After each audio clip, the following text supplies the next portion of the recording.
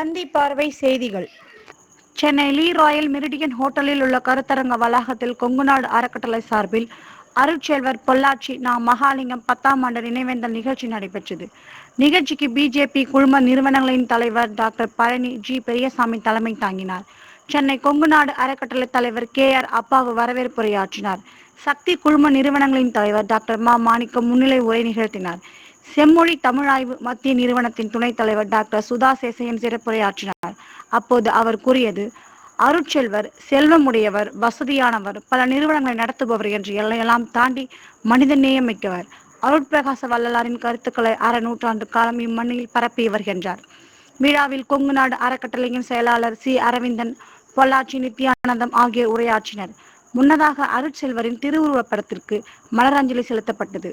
நிறைவாக அறக்கட்டளையின் பொருளாளர் வி. க. செல்வகுமார் நன்றி உரையாற்றினார்.